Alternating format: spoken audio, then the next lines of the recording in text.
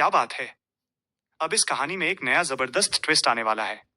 सुनो, डर का पर्दा कैसे उठा और एक नया खतरा कैसे पास आया। एस्कॉट का अनुरोध 3 पार्ट 1। जर्की और जली हुई आत्मा। एक हफ्ता बीत चुका था। राजकुमारी एलीन अभी भी जर्की, सूखा बेस्वाद मांस चबा रही थी। इतना सूखा कि लगता था पत्थर चबा रही हो। उसका जबड़ा दुख गया था। तभी उसके पास से एक लजीज खुशबू आई। केताल फिर से खाना बना रहा था। वो खुशबू एलीन की भूख को और बढ़ा रही थी। एलीन उठकर धीरे से पास की नदी के पास गई। वहां उसने अपनी जर्की को गीला किया ताकि वो थोड़ी खाने लायक हो जाए। जर्की चबाते हुए उसने धीरे से आह भरी। भूख लगी है।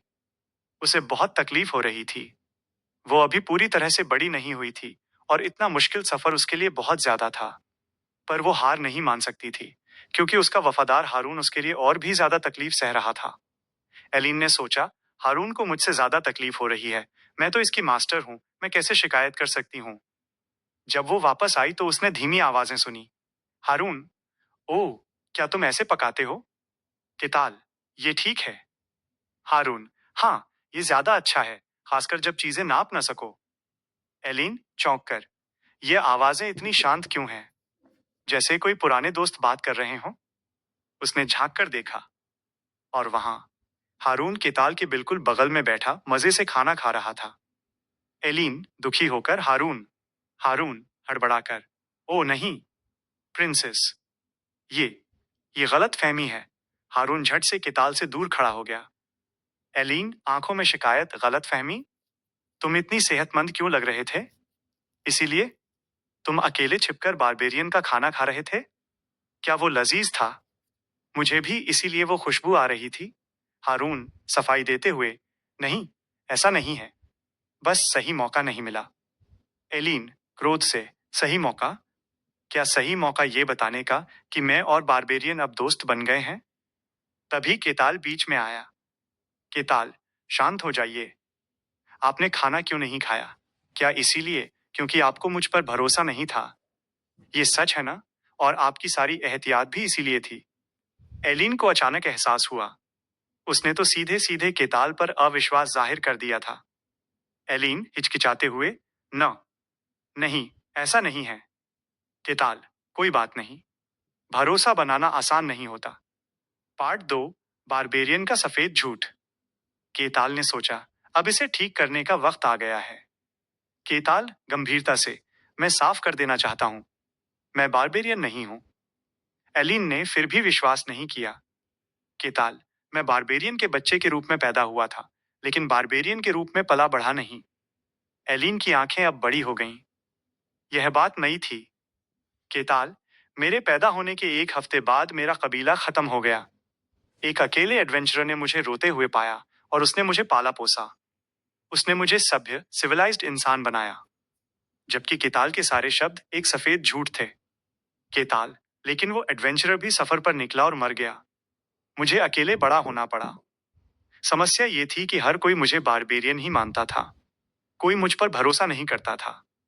केताल, मैं बारबेरियन हूं, हाँ, लेकिन मैं सभ्य भी हूं। आप इस बात पर यकीन न करें, पर मैं उम्मीद करता हूं कि आप इस फर्क को समझेंगी। एलीन की आंखों में अब शक की जगह हमदर्दी आ गई थी। उसने सोचा, हाँ, उसकी डील डॉल तो बारबेरियन वाली है, पर उसकी बातें और व्यवहार बिल्कुल किसी सभ्य इंसान जैसा है। केताल को अपनी जिंदगी में कितना कुछ सहना पड़ा होगा। एलीन को अब अपने पर शर्म आई। उसने एक ऐसे इंसान पर शक किया जो इतना अच्छा और दयालु था। एलीन झुककर, मुझे माफ कर दो केताल, मैंने तुम पर भरोसा नहीं किया। केताल मन ही मन खुशी से नाचते हुए, पर बाहर से शांत, कोई बात नहीं, ऐसी गलत फहमी होना अजीब नहीं है। एलीन एक बार फिर केताल की इस महानता पर मुग्ध हो गई।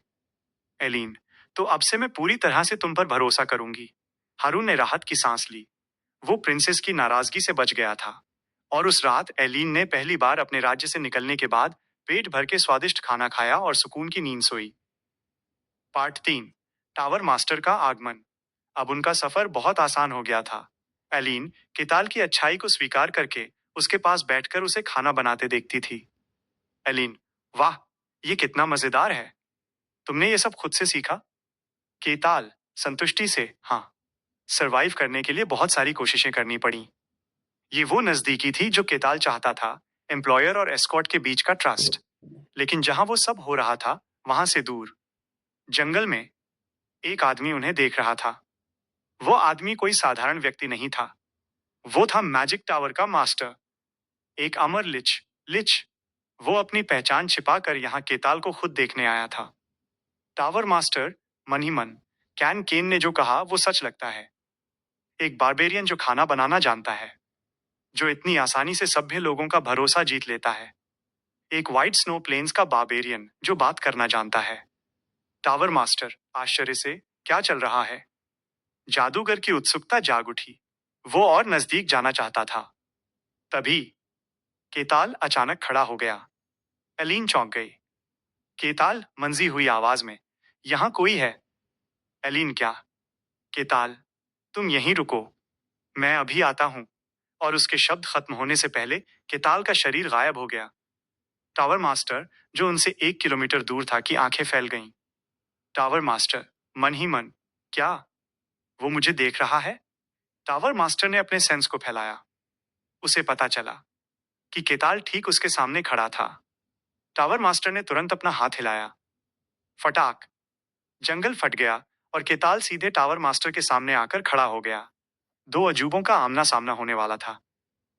जारी।